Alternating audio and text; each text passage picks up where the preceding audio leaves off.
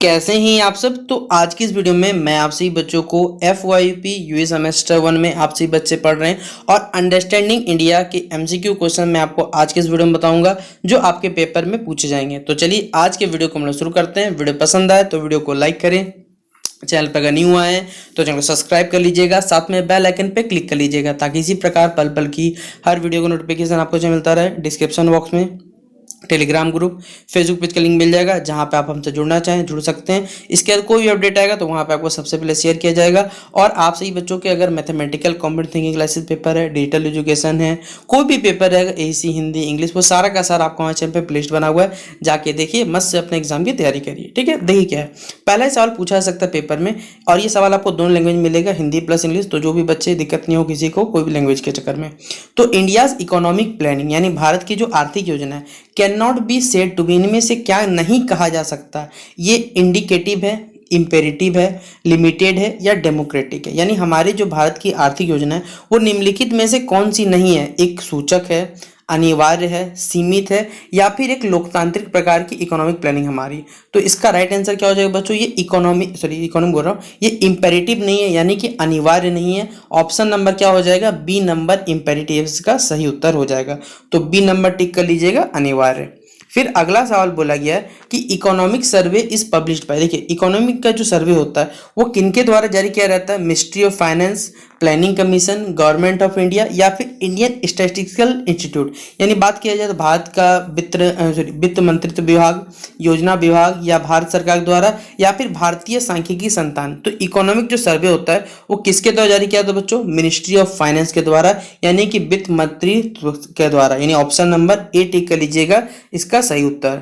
फिर बोला गया India is the biggest producer as well as the largest consumer and importer of which of the, देखिए इनमें से आपको चार पहले ऑप्शन दिया गया, वीट, कॉटन, शुगर कैन और पल्सेस, यानी कि गेहूं, कपास, गन्ना और दाल। ठीक है, निम्नलिखित में से कौन सा ऑप्शन सही है जो सबसे बड़ा हम लोग क्या है उत्पादक करते हैं और साथ ही साथ हम लोग क्या है सबसे बड़ा इसको उपभोक्ता भी है और इसका आयात भी करते हैं, इंपोर्ट भी करते हैं। तो कौन सा चीज है जिस चीज का हम लोग इंपोर्ट भी करते हैं साथ साथ उपभोक्ता है, वो क्या हो जाएगा, पल्सेस यानी कि दाल हो जाएगा हमारे पास। तो ऑप्शन नंबर डी टिक कर लीजिएगा, इसका सही उत्तर।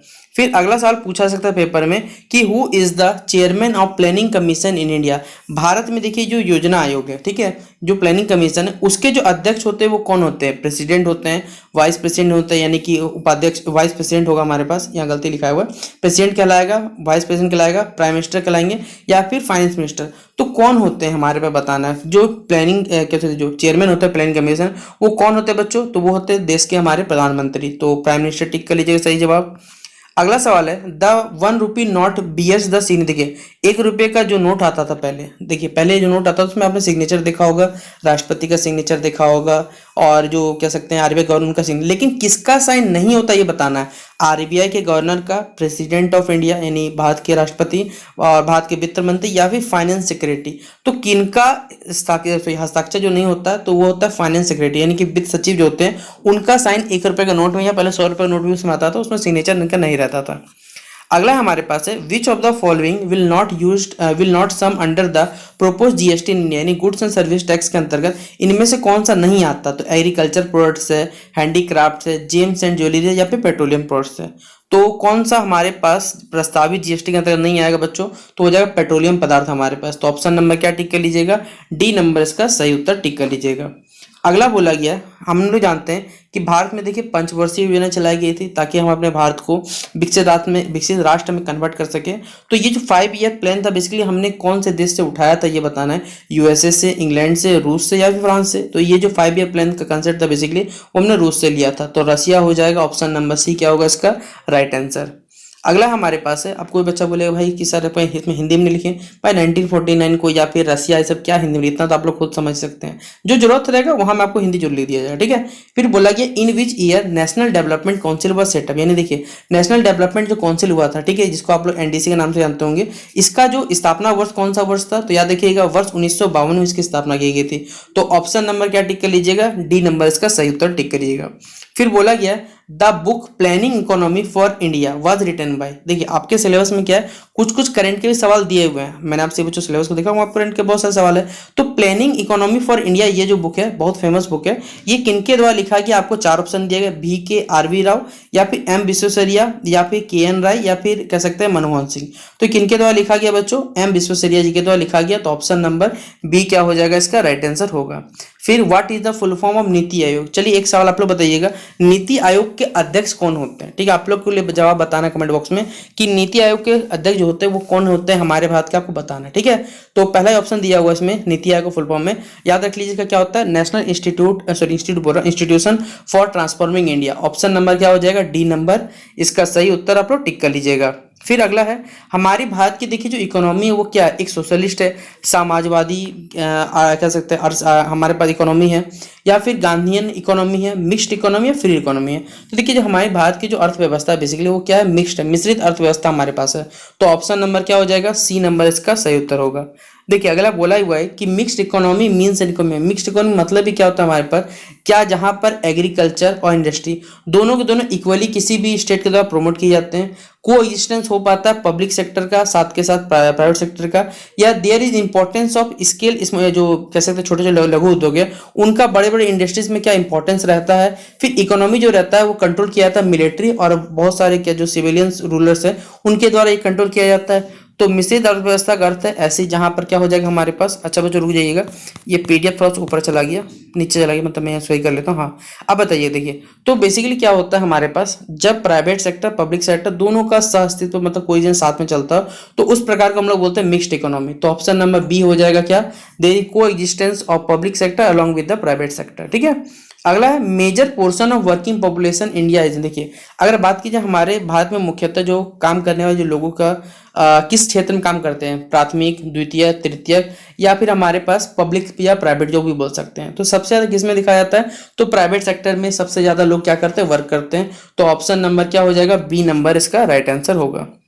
अगला है planning in India derives it's objective from. देखिए हमारे पास जो प्लानिंग किया जाता है भारत को बढ़ाने के उद्देश्य में, भारत को विकास है, ये हमने ऑब्जेक्टिव बेसिकली कहाँ से लिए हैं, ये हमारे फंडामेंटल राइट्स हैं, यानी मौलिक कर्तव्य है, मौलिक हमारे अधिकार हैं, प्रेमबल से प्रस्तावना से उठाएं, या फिर हमारे जो राज्य के नीति निर्देशक तत्व है यानी डीपीएसपी दिखाया जाता है, डायरेक्टिव प्रिंसिपल स्टेट पॉलिसी, वहां से लिए। तो इसका राइट आंसर क्या हो जाएगा, प्लानिंग इन इंडिया कहाँ से उठाया गया बेसिकली, तो ये directive principle state policy DPSP, option number D. Economic planning is a subject in, economic planning जो है एक सब्जेक्ट है किसमें, कंकरेंट, जैसे आपको मालूम होगा देखिए तीन प्रकार लिस्ट होते हैं, एक होता है हमारे पास यूनियन लिस्ट, एक आता है हमारे पास स्टेट लिस्ट, आपने नाम सुना राज्य सूची, संघ सूची और समवर्ती सूची, कंकरेंट लिस्ट को समवर्ती सूची बोला जाता है। तो इकोनॉमिक प्लानिंग जो होता है वो किस विषय के अंतर्गत आता है, मतलब ये जो विषय है किसके अंतर्गत आएगा, संघ सूची के अंतर्गत या राज्य सूची या दोनों में, तो समवर्ती सूची, तो ये समवर्ती सूची यानी कि कंकरेंट लिस्ट के अंतर्गत आता है। तो ऑप्शन नंबर ए हो जाएगा इसका राइट आंसर। फिर अगला बोला गया the contribution of Indian agriculture sector is. Bharat में देखिए जो इंडियन एग्रीकल्चर का कंट्रीब्यूशन है लगातार बढ़ रहा है, घट रहा है, कांस्टेंट है या फिर कुछ भी नहीं है। आप खुद बताइए, क्या पहले इतने लोग खेती करते थे, क्या आज भी वर्तमान लोग इतना खेती कर रहे हैं, तो इसका जवाब है देखिए नहीं। तो इस प्रकार आप समझ गए होंगे, यानी ये जो कह सकते कंट्रीब्यूशन है वो लगातार घटते चला जा रहा है, तो डिक्रीजिंग हो जाएगा इसका राइट आंसर। अगला है द कंसेप्ट ऑफ, देखिए ये जो कह सकते हैं अभी हमने पढ़ा हुआ था कि 5 ईयर प्लान हमने रूस से उठाया था, लेकिन ये कंसेप्ट किनके द्वारा इंट्रोड्यूस किया गया ये बताना आपको। तो याद रखिएगा हमारे भारत के प्रथम प्रधानमंत्री जी के द्वारा Jawaharlal Nehru, selected first prime minister of India क्या हो जाएगा हमारे पास, जवाहरलाल नेहरू हो जाएगा, ऑप्शन नंबर सी, ठीक है। अगला सवाल है हमारे पास है कि the total expenditure for agriculture was. देखिए हमारे भारत में देखिए बहुत सारे प्लान आए थे, प्रथम पंचवर्षीय योजना, द्वितीय तृतीय चतुर्थ, इस तरह, ठीक है। लेकिन सबसे ज्यादा जो कह सकते हैं हमारे पास जो कौन सी पंचवर्षीय योजना में कृषि पर यानी जो एग्रीकल्चर सेक्टर में सबसे अधिक एक्सपेंडिचर खर्चा था वो बताना है। तो फोर्थ वाला में था, थर्ड वाला में था, सेकंड वाला में था या फिर फर्स्ट वाला में था। तो सबसे ज्यादा खर्च किसमें था बच्चों, वो था फर्स्ट 5 ईयर, प्रथम जो था वो कृषि पर आया था। दूसरा आप लोग कमेंट बॉक्स में बताइएगा कि दूसरा जो हमारा कह सकते हैं पंचवर्षीय योजना था वो किस चीज पर आधारित था। फिलहाल ऑप्शन नंबर क्या हो जाएगा, डी नंबर इसका राइट आंसर होगा। फिर बोला गया प्लानिंग कमीशन जो योजना आयोग है उसके जो फर्स्ट चेयरमैन उनका नाम क्या था, तो उनका नाम याद रखिएगा पंडित जवाहरलाल नेहरू, ऑप्शन नंबर क्या हो जाएगा, डी नंबर इसका राइट आंसर हो जाएगा। अगला है the growth rate of agriculture sector were negative. देखिए एग्रीकल्चर सेक्टर का जो ग्रोथ रेट देखा गया था वो कौन से प्लान के अंतर्गत, पहला प्लान प्रथम पंचवर्षीय योजना, द्वितीय में, तृतीय में, सभी में देखा गया था? नहीं। देखिए एग्रीकल्चर ग्रोथ का जो एक सेक्टर है वो सबसे ज़्यादा नेगेटिव में कब दिखा था हमें? तृतीय पंचवर्षीय योजना के अंतर्गत। तो थर्ड प्लान क्या हो जाएगा हमारे पास का राइट आंसर। फिर अगला बोला गया है कि globalisation of Indian economy means, Indian economy में ग्लोबलाइजेशन यानी भारतीय अर्थव्यवस्था में वैश्वीकरण का क्या अर्थ होता है? हम लोग एक्सटर्नल ब्राउजिंग यानी बाहरी उधारी में वृद्धि कर रहे हैं, एफडीआई यानी फॉरेन डायरेक्ट इन्वेस्टमेंट का बढ़ावा हो रहा है, इंपोर्ट का हम लोग क्या कर रहे हैं यानी उसका सब्स्टिट्यूशन प्रतिस्थापन कर रहे हैं, या फिर मिनिमम पॉसिबल रिस्ट्रिक्शन हम लोग कर रहे हैं economic relation with other country, यानी मिनिमम जितना हो सके पॉसिबल रिस्ट्रिक्शन करते हैं बाहरी जो भी हमारे पास मित्र राष्ट्र है। तो ये क्या हो जाएगा? ग्लोबलाइजेशन ऑफ इंडियन इकोनॉमी मतलब क्या हो जाएगा? Minimum possible restriction on economic relation with other countries, option number D. ठीक है। अगला हमारे पास ये हिंदी में लिखा हुआ लिख लीजिएगा। अगला बोला हुआ है कि भारत के देखिए जो जीडीपी यानी ग्रॉस डोमेस्टिक प्रोडक्ट में जो सर्विस सेक्टर बेसिकली उसका कितना परसेंट योगदान होता है? तो याद रखिए 60% वो अकेले योगदान करता है भारत के जीडीपी में। तो 60% क्या हो जाएगा इसका राइट आंसर होगा। फिर अगला है which activity was termed as activity of tertiary sector, इनमें से कौन सा जो तृतीय क्षेत्र वाला काम है बताना है? तो वेट का प्रोडक्शन हो गया, मॉल कंस्ट्रक्शन और डैम हो गया। तो ये सब के साथ देखिए हमारे पास क्या होते हैं, इंडस्ट्री में काम होता है बेसिकली, वेट का प्रोडक्शन हो गया हमारे पास, उसके बाद लिखे आते हैं। तो ये हमारे पास ये वेट प्रोडक्शन तो प्राइमरी हो गया, मोबाइल प्रोडक्शन ये हमारा सेकेंडरी फैक्ट्री हो गया, लेकिन डैम का कंस्ट्रक्शन होता है वो हमारे पास टर्शियरी सेक्टर में अंतर्गत आता है। तो ऑप्शन नंबर क्या हो जाएगा? सी नंबर इसका राइट आंसर होगा। फिर बोला हुआ अगला सवाल है कि an economy which does not have any relation get rid of the world. देखिए एक ऐसी इकोनॉमी जिसको बाहरी दुनिया से कोई मतलब बेसिकली उसे क्या कहा जाता है? Mixed economy, open economy, closed economy या फिर सोशलिस्ट इकोनॉमी। तो इस प्रकार की अर्थव्यवस्था को देखिए हम लोग क्या कहते हैं? बंद अर्थव्यवस्था के नाम से जाना जाता है, यानी कि closed economy, option number C. फिर अगला बोला इंडिया, देखिए हमारा जो भारत है वो किस प्रकार का राष्ट्र है? एक विकसित राष्ट्र है, विकासशील राष्ट्र है, या फिर हम लोग विकसित हो चुके हैं? किस प्रकार के हम लोग विकसित होना है? तो हमारा भारत देखिए जो है वो भी विकसित होने वाला है। ठीक है, सॉरी विकसित हो रहा है लगातार। तो डेवलपिंग नेशन के अंतर्गत आते हैं, डेवलपिंग कंट्री, ऑप्शन नंबर क्या होगा? बी नंबर इसका राइट आंसर होगा। फिर अगला सवाल है which country which sector is consider as the work force भारतीय इकोनॉमी, इंडियन इकोनॉमी कौन सा जो सेक्टर है वो काम वाला है सबसे ज्यादा? प्राइमरी है, सेकेंडरी है, टर्सरी है। तो सबसे ज्यादा काम किसके दिया जाता है? वर्क फोर्स वाला क्या हो जाएगा? प्राइमरी यानी कि प्राथमिक जो हमारा सेक्टर है। तो ऑप्शन नंबर ए होगा। अगला है who is the father of green revolution. देखिए भारत में अगर बात की जाए जो हरित क्रांति आई थी, जैसे आपको मालूम होगा जो श्वेत क्रांति आई थी वो वर्जिस कुरियन, आपने अमूल कंपनी नाम सुना होगा। पहले मिल्क का पाउडर आता था, पहले मिल्क आता था फिर वो पाउडर में कन्वर्ट हुआ, इस प्रकार आपने नाम सुना होगा। तो ग्रीन रेवोल्यूशन में भारत में आपने क्लास 9 के बुक में पालमपुर का जिक्र पढ़ा होगा, वहां भी याद होना चाहिए आपको। तो ग्रीन रेवोल्यूशन भारत में लाने का श्रेय किसको जाता है? तो एम एस स्वामीनाथन जी को जाना जाता है। तो ऑप्शन नंबर क्या हो जाएगा? बी नंबर इसका राइट आंसर होगा। फिर अगला विच of the following is a kharif crop. देखिए दो प्रकार के हम लोग क्रॉप आते हैं, खरीफ एक होता है, रबी आप लोग सुने होंगे। तो निम्नलिखित में से कौन सा खरीफ क्रॉप है? तो वो है बच्चों मकई, यानी क्या हो जाएगा? मेज इसका क्या हो जाएगा? राइट आंसर हो जाएगा। फिर अगला सवाल है the difference between GDP and NDP. GDP और एनडीपी में जो बेसिकली डिफरेंस है वो क्या कहलाता है हमारे पास? तो ये कहलाता है बच्चों नेट इनडायरेक्ट टैक्स, यानी कि क्या हो जाएगा हमारे पास? ऑप्शन नंबर बी हो जाएगा इसका राइट आंसर, टिक कर लीजिएगा। अगला है हमारे पास unemployment which occur due to move from one job to another. देखिए एक ऐसी जब हम लोग बेरोजगारी एक प्रकार जब हम लोग एक जॉब से दूसरी यानी एक नौकरी से दूसरी नौकरी जाते हैं, तो इस प्रकार की जो कह सकते हैं जो बेरोजगारी वो क्या कहलाती है हमारे पास ये बताना है। आप बताइए सीजनल अनएम्प्लॉयमेंट, फ्रिक्शनल होगा, साइक्लिक होगा या फिर टेक्निकल होगा? हमारे पास किस प्रकार का एम्प्लॉयमेंट में कहलाता है ये बात? साल का जवाब तो आप लोग चलिए बताइए। तो नहीं आएगा तो मैं आपको नेक्स्ट वीडियो में शेयर करूंगा, आप लोग खुद पहले बताइए। तो अगर आप भी एक युवक है तो आप इस प्रकार की बेरोजगारी की समस्या जरूर सावधान कह सकते हैं सामना कर रहे होंगे, आपको मालूम होना चाहिए कि इसका क्या उत्तर होगा। अगला है भारत में देखिए किस प्रकार की बेरोजगारी देखी जाती है। तो हम लोग जानते हैं जो डिस्गाइज यानी प्रच्छन्न बेरोजगारी होती है वो भारत में सबसे ज्यादा देखी जाती है। तो ऑप्शन नंबर डी हो जाएगा। इसका हिंदी में नहीं लिखा है, आप लोग लिख लीजिएगा, बाद में सबसे ज्यादा प्रच्छन्न बेरोजगारी पाई जाती है। फिर unemployment is a developing country इस जनरली टेक्स प्लेस। देखिए जैसे अनएम्प्लॉय को भी डेवलपिंग कंट्री हो रहा है, उसमें अनएम्प्लॉयमेंट जो होता है क्यों होता है? Switch over from one place to an, जो एक जॉब से दूसरे जगह जाना जॉब के कारण, या लैक ऑफ इफेक्टिव डिमांड। देखिए या फिर सीजनल फैक्टर्स कारण या फिर lack of complementary factors of production, किसके कारण से होता है ये हमें बताना है। तो अनएम्प्लॉयमेंट जो होता है किसी भी डेवलपिंग कंट्री में उसके पीछे कारण रहता है इफेक्टिव डिमांड का जो कह सकते हैं कमी रहता है उसके कारण। तो ऑप्शन नंबर बी हो जाएगा सही जवाब। फिर साइक्लिक अनएम्प्लॉयमेंट जो होता है वो किसको रेफर किया जाता है, तो वो अनएम्प्लॉयमेंट को रेफर करता है, लेकिन किसके कारण, जो इकोनॉमिक रीजन के कारण, यानी आर्थिक कारणों के कारण, तो ऑप्शन नंबर डी होगा।